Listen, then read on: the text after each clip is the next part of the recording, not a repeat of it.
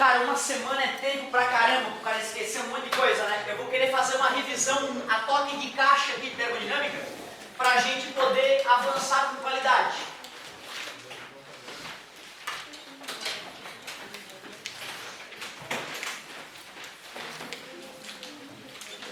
Muito provável que eu faça outras revisões dessa ainda ao longo do curso. Então tu vai ter N chances de aparar as arestas aí do que tu pegou já termodinâmica. Termodinâmica é a parte da física que estuda como aproveitar a energia térmica que a gente joga para um gás na forma de trabalho, na forma de movimento, na forma de energia cinética. E aí a primeira coisa que eu te mostrei é como calcular o trabalho realizado por um gás, né? Tinha um gás aprisionado num certo ângulo, ele recebeu calor e se expandiu. Então a gente viu que para calcular o trabalho realizado por um gás, uma das opções é pegar a pressão e multiplicar pela variação do volume. Só que essa fórmula só serve só para pressão constante. Se a pressão não for constante, essa fórmula é lixo. Outra coisa que essa fórmula nos ajuda a lembrar, que na expansão o trabalho é, obrigado gente, positivo. E na contração o trabalho é negativo. E na transformação isocórica, isovolumétrica, não tem variação do volume, o trabalho é nulo. Então tu vê, né, cara, só nos primeiros segundinhos de revisão já um monte de detalhes para o cara lembrar. E quando a pressão for variável? Para P variável, qual é a técnica que eu te disse para usar? Área, obrigado. Pega o gráfico P versus V, pega este gráfico e calcula a área deste gráfico. Calculando a área do gráfico, tu obtém o trabalho. Cuidado, hein? Pode ser mais ou menos a área. Mais quando o volume do gás aumenta, menos quando o volume do gás diminui. Beleza? Então vimos as duas técnicas clássicas para calcular o trabalho realizado por um gás. Nós vimos que quando os cientistas começaram a comparar a quantidade de energia térmica jogada na forma de calor, quantidade de calor, e o trabalho realizado pela máquina térmica, eles percebiam que tinha uma diferença enorme entre a energia colocada no gás e o trabalho que ele produzia. Eles percebiam, poxa, uma parte dessa energia está ficando em algum lugar, por onde é que foi essa energia? Eles botaram a culpa no gás. Ah, o gás, safadinho, está roubando energia para ele. Essa energia está ficando dentro dele. Mas espera aí, o gás já tinha alguma energia só para poder existir, né? Ele já tinha alguma energia. Se depois que eu joguei calor para ele realizou trabalho, ele ficou com mais energia ainda para ele, nós vamos chamar esta energia de variação da energia interna do gás. E para achar essa variação da energia interna do gás, eu pego quanta energia eu joguei para ele na forma de calor e subtraio quanto que ele me devolveu na forma de trabalho. Observem que isso é o princípio de conservação de energia, chamado de primeira lei da termodinâmica. Muito importante essa lei, dá para tirar um monte de conclusão legal. Só pensando nesses valores, mesmo sem números, dá para concluir um monte de coisa legal, como vai acontecer nas questões.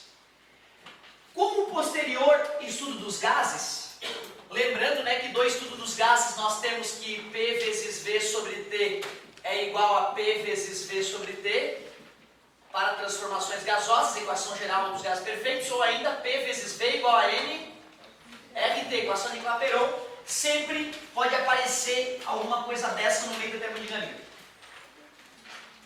O pessoal começou a investigar a ideia de energia interna e percebeu que essa energia interna é do tipo cinética, que é a deduçãozinha que eu ainda estou devendo para vocês. Através da fórmula da energia cinética, mv ao quadrado sobre 2, nós faremos uns algebrismos aqui e obteremos a energia interna de um gás, que vai ficar 3 meios de nRT. Por enquanto eu quero que tu saiba que a energia interna é do tipo cinética e depende do número de mols, da quantidade de partículas de gás, e depende da temperatura, Kelvin. Dobrou a temperatura, dobra a energia interna. Triplicou a temperatura, triplica a energia interna, desde que o número número de mols permaneça constante. Para calcular a variação de energia interna, além da primeira lei, se eu souber a energia final e a energia inicial interna, é só subtrair uma da outra. Afinal, delta, né? Variação é o final menos o inicial. Se o número de mols for constante, eu posso até usar essa ideia aqui, ó. A variação da energia interna é 3 meios de NR vezes ΔT. Então, tu vê, eu também posso fazer essa equação no final, menos essa equação no início. E aí, colocando 3 meios de NRT, que são constantes, em evidência, a fórmula fica desse jeito. O vestibular não te fornece essa fórmula aqui, tá? O vestibular te fornece geralmente só aquela. Essa também. Nem essa geralmente é fornecida. Se espera que o aluno sabe, né? Que ΔU é o final menos o inicial. Dois tipos de máquina térmica eu comentei com vocês, né? Falei da máquina térmica fria, certo? Que são os motores. E falei, máquina térmica quente, que são os motores. E da máquina térmica fria, que são os refrigeradores. Diagrama energético de um motor. Máquina térmica quente. Ele tira energia da fonte quente, joga uma quantidade de energia para o gás dentro do motor. Esse gás tende a se expandir realizando trabalho e o excesso de energia que eu não consigo aproveitar eu arremesso para a fonte fria. Mais uma vez, pelo princípio de conservação de energia, eu posso dizer que o trabalho realizado pelo motor é o calor recebido da fonte quente menos o calor rejeitado para a fonte fria. Se nós fôssemos esboçar o diagrama energético de uma máquina térmica fria, de um refrigerador, é um pouco diferente. Fonte quente, fonte fria. Eu realizo o trabalho, eu espremo, eu comprimo um gás dentro do refrigerador para que esse gás carregue calor retirado da fonte fria e arremesse esse calor para a fonte quente.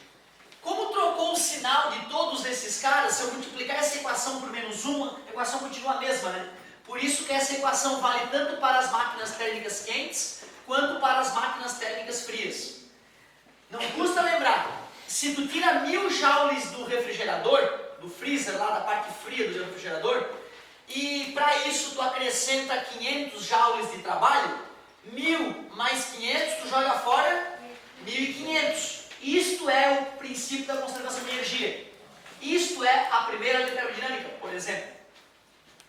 Só que uma coisa começou a incomodar os usuários das máquinas térmicas lá, logo após a Revolução Industrial, em 1750 na Inglaterra. Os caras começaram a perceber que as máquinas térmicas gastavam muita lenha, gastavam muito combustível e produziam não tanto trabalho. Então começou uma pressão dos compradores para os engenheiros projetistas que eles fizessem máquinas com melhor rendimento, máquinas mais eficientes. Então vamos relembrar como é que se calcula o rendimento de uma máquina térmica. Eu gosto de lembrar para o aluno que é lucro sobre investimento. O lucro que eu espero de um motor é que ele realize trabalho e o investimento que eu apliquei no motor para ele realizar trabalho é o calor oriundo da fonte quente. Se eu substituir essa equação dentro dessa e fazer um pequeno algebrismo, fica assim, ó. Essas duas equações dão o mesmo. E pô, cara, nós vimos que quando o gás recebe calor, ele fica mais agitado. E se ele não ficasse mais agitado, como que ele ia empurrar o êmbolo para cima, né? Isso mostra que eu nunca vou poder converter todo o calor em... Por isso que o número de cima sempre será menor que o número de baixo. E aí a gente poderia dizer que a segunda lei da termodinâmica diz que o rendimento de uma máquina térmica será sempre menor que 1, será sempre menor que 100%. E essa segunda lei pode ser enunciada de infinitas maneiras. Uma máquina térmica funciona entre uma fonte quente e uma fonte fria. Já estou dizendo que vai tirar calor da fonte quente e vai desperdiçar para a fonte fria. É o mesmo que dizer que o rendimento não é 100%. Em uma máquina térmica, nem todo o calor é convertido em trabalho. Mesma ladainha. Em uma máquina térmica, parte da energia é jogada fora para a fonte fria, mesma ladainha. Então é importante, né, tu não decorar que a segunda lei é rendimento menor que 100%. Tem N maneiras de falar da segunda lei, inclusive uma maneira mais moderna, que é através da ideia de entropia, que é o que eu vou usar para fechar nossa aula termodinâmica. Máquinas térmicas frias, calcular o rendimento não é a melhor maneira de ver se ela é eficiente, se ela gela bastante com pouca energia. Por isso que nasceu a ideia de coeficiente de performance. Coeficiente de performance, que geralmente a gente usa a letrinha E para representar, é a mesma ideia, lucro sobre investimento. Só que olhando para o refrigerador, para a máquina térmica fria. O lucro que eu espero de um refrigerador é que ele esfrie, calor da fonte fria. E o investimento que eu aplico nele é o trabalho. Esse coeficiente de performance pode ser maior que 1. Pode ser maior que 1. Isso não viola lei nenhuma. Eu já vi o vestibular querendo confundir o aluno tipo assim. Já que o coeficiente de performance pode ser maior que 1, isso prova que os refrigeradores não obedecem à segunda lei da termodinâmica. Por que seria lei então? Lei é uma lei, cara, ela não é desobedecida. É a segunda lei e nunca, em nenhum fenômeno natural ou artificial criado pelo homem, nós nunca vimos ela ser desobedecida. Então cuidado, o coeficiente de performance pode ser maior que 1 e isso não é problema. Qual é a unidade do coeficiente de performance? Não tem unidade. Porque vai ser energia dividido por energia, né? Cancela joule por joule, caloria por caloria. Assim como o rendimento não tem unidade. Foi mais ou menos até aí que a gente foi, acredito eu, né? Certo?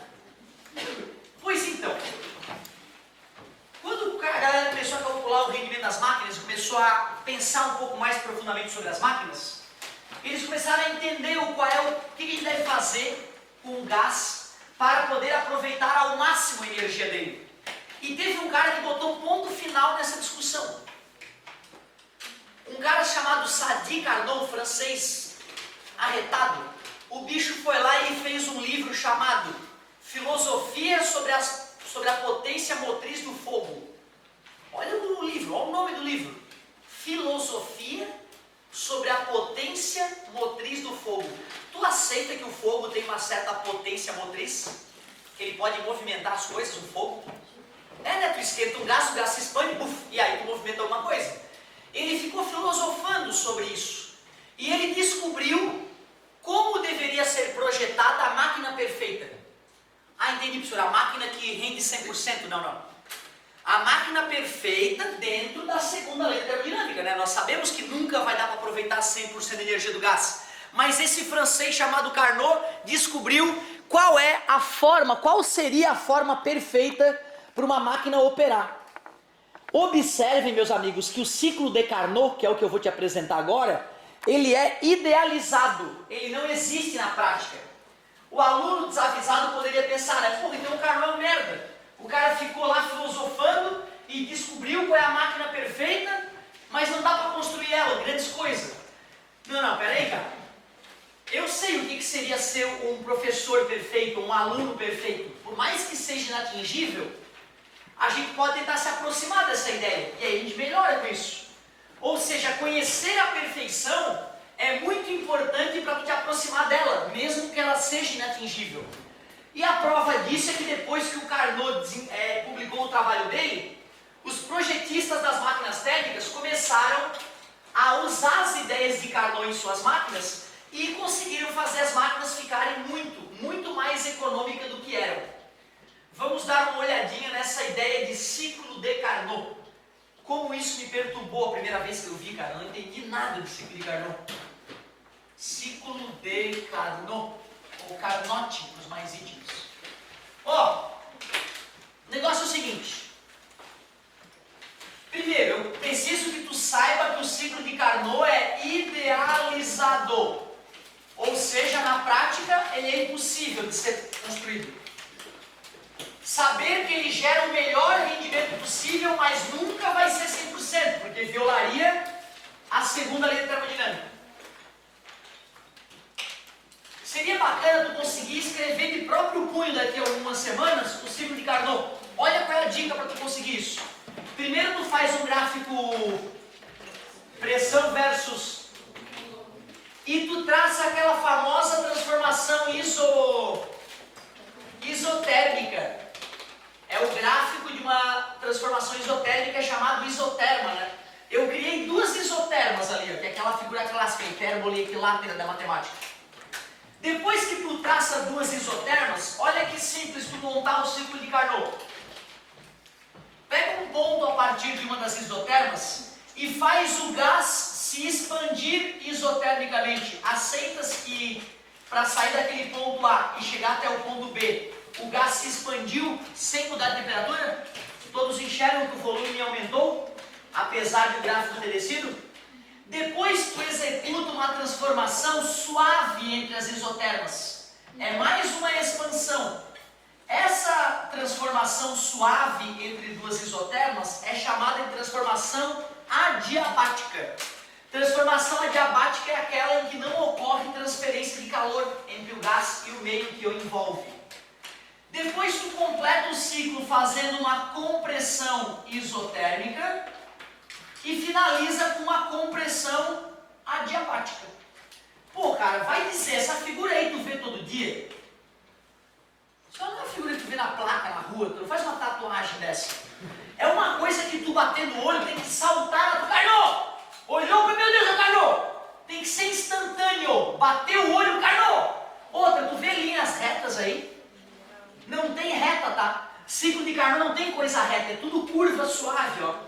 Eu preciso que tu saiba que ele é idealizado, que ele é a melhor maneira de aproveitar a energia de um gás, e preciso que tu saiba reconhecer o nome e o tipo de cada uma dessas 4 transformações que completam o ciclo. O que era mesmo a transformação AB? O que é isotérmica? Expansão isotérmica. Transformação subsequente, BC. O que? Expansão adiabática. Adiabática. Não custa lembrar, adiabática sem troca de calor. CD. Compressão de que tipo? Obrigado. Compressão isotérmica. Para finalizar, compressão adiabática. Vamos entender por que o ciclo de Carnot é um absurdo físico na prática. O que nós sabemos sobre um gás que se expande? Qual é a tendência desse gás? Ao aumentar de volume, o que acontece com ele na prática? Esfria, certo? Esfria. Toda manhã eu lembro disso. Friozinho. Usa rolô, não tem problema. Um dia tu compra aerosol só para lembrar, certo? Então, ó, Deus quando criou o universo disse, quando um gás se expandir, ele esfriará. Carnot falou, dane-se, não tem compromisso nenhum com Deus. O que me importa é que para a máquina ser perfeita, tu tem que fazer ela se expandir e o gás tem que ficar com a temperatura constante, não me importa como. Tá de sacanagem, né, Carnot? Por que eu vou fazer isso? Outra, ó, agora tu expande mais ainda e não deixa de receber calor. Pô, mas quando um gás se expande, ele tende a esfriar, então ele tende a receber calor, né? Carnot falou, te vira, deixa o gás isolado. Depois o Carnot pede, espreme o gás. O que acontece quando a gente espreme o gás? Ele tende a esquentar. Carnot falou, não me interessa, eu quero que a temperatura fique constante. E depois tu espreme o gás mais um pouco, sem deixar ele perder ou ganhar calor. Pô, Carnot, mas quando eu espremo um gás, o gás esquenta. E se ele esquenta, ele tende a perder calor. Ou seja, tu vê, né? É uma constante violação do que é natural. Porém, se nós nos aproximarmos dessa ideia, a máquina fica com um rendimento bem melhor do que era. O mais incrível sobre a máquina de Carnot é que se ela fosse construída, se fosse possível, o rendimento dessa máquina só ia depender da temperatura da fonte fria e da temperatura da fonte quente, e nada mais. Já viu o vestibular escrever até Carnot debaixo dessa forma, dá para acreditar? É muita colher de chá, né? Eu não votaria nisso, tá? Eu não votaria que vai estar escrito Carnot ali para ti. Olha para a fórmula do rendimento que a gente usou na revisão. O que essa fórmula tem de diferente em relação a essa? Em vez de temperatura, era calor da fonte fria e calor da fonte quente. Mas na máquina de Carnot, o calor perdido para a fonte fria é diretamente proporcional à temperatura da fonte fria. E o calor recebido da fonte quente é diretamente proporcional à temperatura da fonte quente. Por isso que a gente pode fazer essa transformação. Bastaria conhecer a temperatura da fonte quente, né? E a temperatura da fonte fria. Para finalizar, olha para essa conta, por favor. O que eu poderia fazer para isso aqui tender a 100%, tender a 1?